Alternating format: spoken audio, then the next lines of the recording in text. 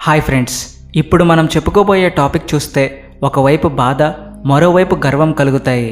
భారత్ తన ప్రతీకారం తీర్చుకోవడానికి పాకిస్తాన్ మీద చేసిన అటాక్ పేరే ఈ ఆపరేషన్ సింధూర్. కొంతమంది భారతీయ స్త్రీల నుదుటి సింధూరాన్ని దారుణంగా చెరిపేసిన పాకిస్తాన్ మీద మన దేశం ప్రతీకారం తీర్చుకుంటూ ఆ ఆడబిడ్డల కన్నీటికి అర్పించిన నివాళి ఇది. ఈ అటాక్ తర్వాత ప్రపంచంలోని చాలా దేశాల అసలు రంగు బయటపడబోతుంది. ఎందుకంటే ఇప్పటి వరకు చాలా దేశాలు భారత్కి మేము మిత్రులమంటూ చెప్పుకుంటూ వస్తున్నాయి. అవి కేవలం మాటలేనా, చేతల్లో కూడా ఆ స్నేహం నిలిచిందా అని తెలుసుకునే సమయం ఇప్పుడు వచ్చింది. ఏ దేశం భారత్కి నిజమైన మిత్రదేశమో, ఏ దేశం మిత్రులమనే ముసుగు వేసుకుని ఇన్ని రోజులు నటిస్తుందో తేలిపోయే సంఘటన ఎదురైంది. ఎందుకంటే చాలా రోజుల నుండి ప్రపంచంలోని చాలా ముస్లిం దేశాలు భారత్కి అవసరమైన సమయంలో స్నేహహస్తం అందిస్తామని పదే పదే చెప్తూ వచ్చాయి. కానీ భారత్ పాకిస్తాన్ మీద చేసిన ఈ దాడి తర్వాత అవి ఎవరిని సపోర్ట్ చేస్తాయో తెలుసుకోవాలని అందరూ ఎదురుచూస్తున్నారు. భారత్ యొక్క ఈ అటాక్ తర్వాత అందరి చూపులు ఇప్పుడు సౌత్ ఏషియా పైనే ఉన్నాయి. ఆపరేషన్ సింధూర్ తర్వాత భారత్ పాక్ల గురించి చాలా అప్డేట్స్ వస్తున్నాయి. అందులో చాలా వరకు ఈ వీడియోలో కవర్ చేశాం. సో ఈ వీడియోని స్కిప్ చేయకుండా పూర్తిగా చూడడానికి ట్రై చేయండి. భారత్ తలపెట్టిన ఈ ఆపరేషన్లో భారత్కు సంపూర్ణ మద్దతుని ప్రకటించిన మొట్టమొదటి దేశం ఇజ్రాయెల్. మనందరికీ తెలుసు భారత్ మరియు ఇజ్రాయెల్ మధ్య ఎంత మంచి సంబంధాలు ఉన్నాయో.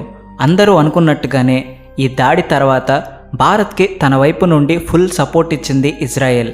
పాకిస్తాన్లోని 9 ఉగ్రవాద స్థావరాల మీద భారత్ జరిపిన కాల్పులను ఉద్దేశిస్తూ ఇజ్రాయెల్ భారత్ అంబాసిడర్ ఒక స్టేట్మెంట్ రిలీజ్ చేశారు.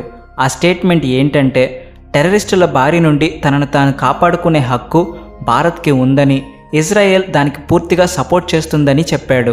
అది మాత్రమే కాదు, ఆయన తన ట్విట్టర్ అకౌంట్ ద్వారా #ఆపరేషన్ సింధూర్ వాడుతూ ఆతంకవాదుల నుండి తనను తాను కాపాడుకునే పూర్తి హక్కు భారత్కి ఉంది.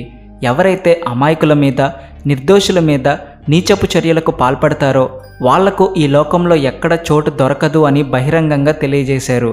అంటే ఆతంకవాదులు ఎక్కడైనా ఉండవచ్చు, ఎవరైనా కావచ్చు.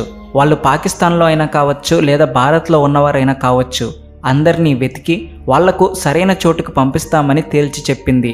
ఈ 2 స్టేట్మెంట్స్ రిలీజ్ చేసి ఇజ్రాయెల్ బహిరంగంగా తన మద్దతుని భారత్కు తెలియజేసింది. తర్వాత అప్డేట్ టర్కీ గురించి చెప్పుకోవాలి. మనం ముందుగా చెప్పుకున్నట్లుగా పహల్గామ్ అటాక్ తర్వాత పాకిస్తాన్తో కాంట్రాక్ట్ చేసుకున్న మొదటి దేశం Turkey. Turkey foreign minister, Pakistan foreign మినిస్టర్కి మధ్య ఫోన్ కాల్స్లో ఏదో సంభాషణ జరిగిందని తెలుస్తుంది. భారత్ నేవీ మీద భయంతో టర్కీ తాను పంపిన నేవల్ వార్షిప్ని పాకిస్తాన్ నుండి వెనక్కి తీసుకోబోతుందని మీడియాలు కథనాలు చక్కర్లు కొడుతున్నాయి. టర్కీ నేవల్ వార్షిప్ టీజీబీ ఊయుకాడా ఆపరేషన్ సింధూర్ కంటే ఒకరోజు ముందే పాకిస్తాన్లోని కరాచీ నేవల్ బేస్కు చేరుకుంది. ప్రపంచం దీన్ని వేరేలా తీసుకోకముందే ఇది కేవలం ఒక గుడ్విల్ విజిట్ మాత్రమే. దీనికి పహల్గామ్ అటాక్కి ఎలాంటి సంబంధం లేదు. ఇంకా చెప్పాలంటే ఈ విజిట్ ఎప్పటి నుండో షెడ్యూల్ చేసిందని టర్కీ చెప్పుకొచ్చింది. దీనిలో ఎంతవరకు నిజం ఉందో టర్కీ ప్రభుత్వానికే తెలియాలి. భారత్ పాకిస్తాన్లోని 9 స్థావరాల మీద మిసైల్ స్ట్రైక్ చేసినప్పుడు ఆర్మీ, ఎయిర్ ఫోర్స్తో పాటు ఇండియన్ నేవీని కూడా అందులో భాగం చేసింది. ఆపరేషన్ సింధూర్లో భాగంగా పాకిస్తాన్ మీద దాడి చేసిన లోయింటింగ్ మిసైల్స్ అనే వాటిని అరేబియన్ సముద్రంలో ఉన్న మన నేవీనే రిలీజ్ చేసింది. అరేబియన్ సముద్రంలో కూడా భారత్ పాకిస్తాన్ మీద పకడ్బందీగా ప్లాన్ చేసింది. దానివల్ల పాకిస్తాన్కు వచ్చే చాలా రిసోర్సెస్ తగ్గిపోయాయి. భారత్ పాక్ల మధ్య ఈ యుద్ధం ఎక్కువ కాబోతుందని గ్రహించిన టర్కీ చాలా తెలివిగా అక్కడ నుంచి తప్పించుకోవాలని చూస్తుంది. ఎందుకంటే ఇప్పుడు టర్కీకి పాకిస్తాన్ కంటే పాకిస్తాన్ దగ్గర ఉన్న షిప్ గురించిన బాధే ఎక్కువ. అందుకే ఆపరేషన్ సింధూర్ జరిగిన కొన్ని గంటల్లోనే స్పందించి పాకిస్తాన్ గవర్నమెంట్కి కాల్ చేసింది. అది మాత్రమే కాదు, పాక్ టర్కీల అంబాసిడర్ పాకిస్తాన్ ఫారెన్ మినిస్టర్ని కలిసి ఓదార్చి తన సానుభూతి తెలిపారు. చైనా పంపిన రైఫిల్స్ భారత్ ముందు ఎంతవరకు నిలవగలవో ఇప్పటికే తేలిపోయింది. ఇక మనం చూడాల్సింది టర్కీ డ్రోన్స్ తడాకా ఏంటో. పాకిస్తాన్లో ఉన్న యుద్ధ ఆయుధాల్లో టర్కీ నుండి వచ్చిన బేరక్తా TB2 డ్రోన్స్, అకించి డ్రోన్స్ కూడా ఉన్నాయి. కొన్ని రోజుల క్రితం టర్కీ నుండి పాకిస్తాన్కు ఒక కార్గో ప్లేన్ వచ్చింది. దానిలో ఈ డ్రోన్స్, మిసైల్స్ అండ్ కొన్ని ఆయుధాలతో పాటు బాంబ్స్ కూడా సప్లై చేసింది.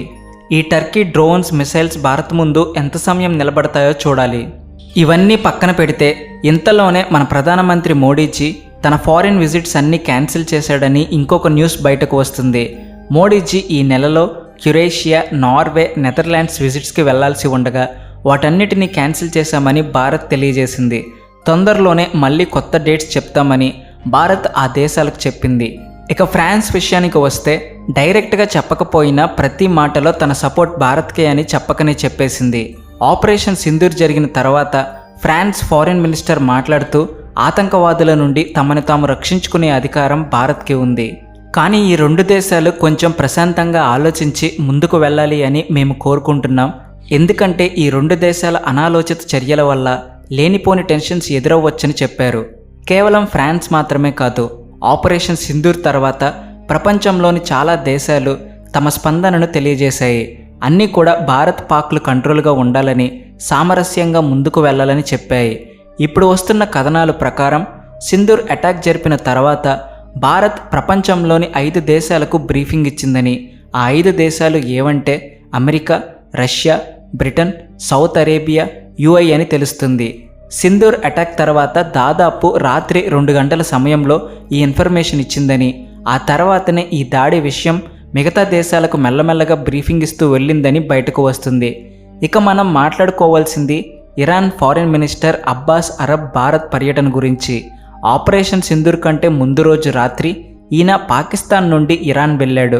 ఆ తర్వాత రోజు భారత్కు రావాల్సి ఉంది. కానీ పాకిస్తాన్లోని 9 స్థావరాల మీద అటాక్ చేసిన తర్వాత కూడా ఇరాన్ ఈ విజిట్ కోసం అతన్ని పంపిస్తుందా, లేకపోతే క్యాన్సిల్ చేస్తుందా, లేకపోతే పోస్ట్పోన్ చేస్తుందా అనేది ఇంకా ఒక చిక్కుముడిగానే ఉండిపోయింది. ఎందుకంటే ఆపరేషన్ సింధూర్ తర్వాత Bharat foreign minister Jaishankar sir కూడా బిజీ అయిపోయారు. ఒకవేళ ఇప్పుడు ఇరాన్ పంపినా ఆ చర్చల్లో చాలా సమయం వృధా అయ్యే అవకాశాలు ఉన్నాయి. అందుకే ఈ విషయంలో 50-50 ఛాన్సెస్ మాత్రమే ఉన్నాయి. ఆపరేషన్ సింధూర్ జరిగి ఎక్కువ సమయం కూడా గడవలేదు.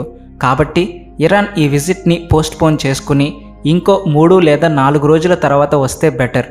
అయినా ఇరాన్ భారత్కు ఎంత ఇంపార్టెంట్ ఇస్తుంది అనే విషయం ఇక ఇప్పుడు తెలుస్తుంది. పాకిస్తాన్లోని కొన్ని స్థావరాలను ధ్వంసం చేసిన తర్వాత భారత్ బ్రీఫింగ్ ఇచ్చిన దేశాల్లో 2 ముస్లిం దేశాలు ఉన్నాయి. అందులో ఇరాన్ లేదు. కాబట్టి ఇరాన్ స్వయంగా ముందుకు వచ్చి తన విజిట్ని పోస్ట్పోన్ చేస్తే మంచిదని అంటున్నారు. ఇరాన్ స్వయంగా యెమెన్కు ఆయుధాలు సప్లై చేస్తూ ఇజ్రాయెల్ మరియు అమెరికా మీద దాడి చేస్తున్న విషయం అందరికీ తెలిసిందే. కాబట్టి మనకు వీళ్ళ సపోర్ట్ అవసరం లేదు. ఆపరేషన్ సింధూర్ ఈ పేరు సజెస్ట్ చేసింది ప్రధానమంత్రి మోడీజీ అని తెలుస్తుంది. మోడీజీ ఇచ్చిన సూచనలను పాటిస్తూ ఈ ఆపరేషన్కి ఆపరేషన్ సింధూర్ అని పెట్టారని తెలుస్తుంది. పాక్లోని ఆతంకవాదుల స్థావరాల మీద దాడి చేసి భారత్ తన వంతు హిజాబ్ చెల్లించుకుంది. పాక్లో ఉన్న 9 ఆతంకవాదుల స్థావరాల గురించి భారత్కి తెలుసు కాబట్టి తన ప్రతీకారాన్ని తీర్చుకుంది. కానీ భారత్లో అలాంటి ఆతంకవాద స్థావరాలు ఏమీ లేవని ప్రపంచానికి మొత్తం తెలుసు. ఇప్పుడు ఒకవేళ పాకిస్తాన్ అటాక్ చేయాలంటే ఎక్కడ చేస్తుంది? అలా చెయ్యాలి అనుకుంటే 2 అవకాశాలు ఉన్నాయి. ఒకటి భారత్ ఆర్మీ, రెండవది భారత్ ఆర్మీ ఇన్స్టాల్ ప్లేసెస్. ఒకవేళ ఇదే జరిగితే భారత్ కూడా పాక్ సైన్యం పైన ఫోకస్ చేస్తుంది. ఇప్పుడు భారత్ యొక్క నెక్స్ట్ స్టెప్ పాక్ రియాక్షన్ పైనే ఆధారపడి ఉంది. సో ఇప్పుడు బాల్ పాక్ కోర్టులో ఉంది. పాకిస్తాన్ సైన్యం, అక్కడి జనరల్ వాళ్ళ ప్రజల ముందు సిగ్గుతో తలదించుకోరు. కాబట్టి ఏదో ఒక స్టెప్ తప్పకుండా తీసుకుంటారు. కాబట్టి మనం ఆ స్టెప్ కోసం వెయిట్ చేస్తూ ఉండకుండా అలర్ట్గా ఉండాలి. మరి మీకేమనిపిస్తుంది? పాక్ తన సైన్యాన్ని భారత్తో పోటీకి దించబోతుందా? ఒకవేళ అదే గనక చేస్తే భారత్ తర్వాత స్టెప్ ఏంటి? దీని గురించి మీ అభిప్రాయం కామెంట్స్ రూపంలో తెలియచేయండి. సో ఫ్రెండ్స్, మీరు ఎప్పటికప్పుడు మారుతున్న ఈ సిచ్యువేషన్స్ గురించి తెలుసుకోవాలంటే మా ఛానల్ని ఫాలో అవుతూ ఉండండి. అలాగే ఈ వీడియో మీకు నచ్చితే కామెంట్ చేయండి. ఈ వీడియోని లైక్ చేసి మీ ఫ్రెండ్స్ అండ్ ఫ్యామిలీ మెంబర్స్కు షేర్ చేయండి. ఇలాంటి మరెన్నో ఇంట్రెస్టింగ్ వీడియోలను చూడడానికి ఇప్పుడే మా ఛానల్ను సబ్స్క్రైబ్ చేసుకోండి. బెల్ ఐకాన్ను యాక్టివేట్ చేయడం ద్వారా మేము పెట్టే ప్రతి వీడియోని మిస్ అవ్వకుండా చూడొచ్చు. జై Hind. Please like and share, and also thanks for watching.